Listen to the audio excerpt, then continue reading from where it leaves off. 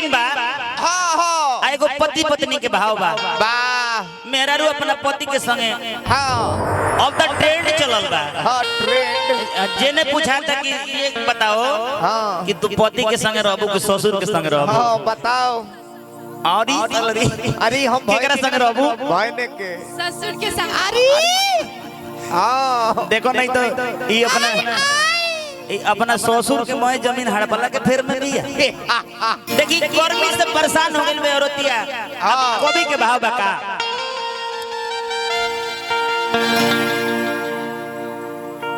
कि पूरा दहिया हमार रोज भीजता चोलिया पसीना से पसीजता कि तू न अइला राजा जी मनवा रोज रोज को चोटेला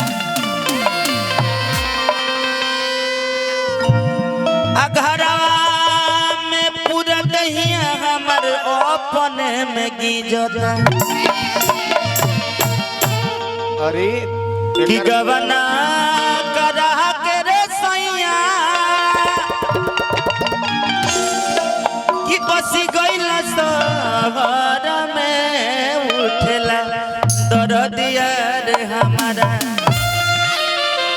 अरे माई रे माँ तू मुसलमान लेके चेहरा मत बनाओ हाँ बुझाता उल्टी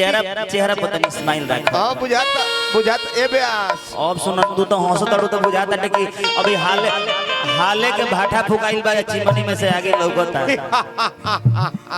गवना करा के रे सैया कि बस गइल शहर में उठला दरदिया रे हमारा आज पीछावा से लौकता हाँ तो लौके वाला चीज है तो लौकी ना कि उठेला दरदिया रे हमारा गता रे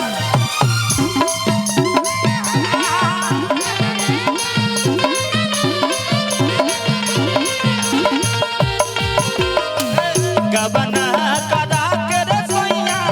गबना करा के रे सोइया चली गइल शहर में उठला दरदिया रे हमारा गता रे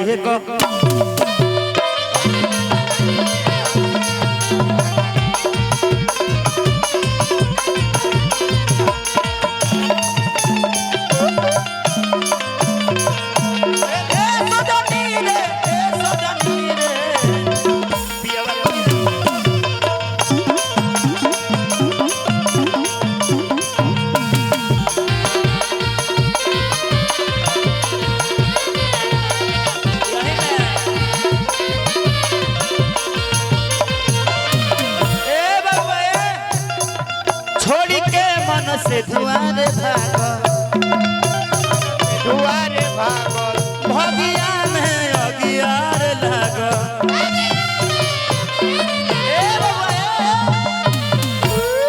अब बताई भैया अब होइसन रसमलाई छोड़ के वो लौड़ू के नाती कहाँ कमाए गइल बड़े हाँ गोइल बड़े लोहा पे रे बताओ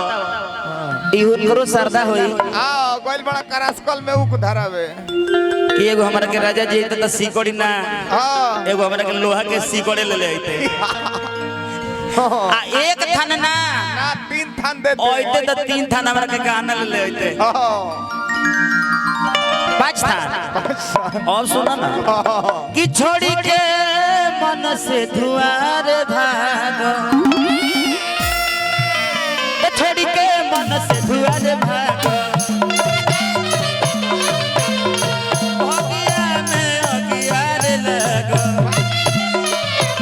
छोड़ी के गोपाल परइले छोड़ी के है गोलू परइले बिचरे भवर में उठला दरदिया रे हमारा गोतरे घर में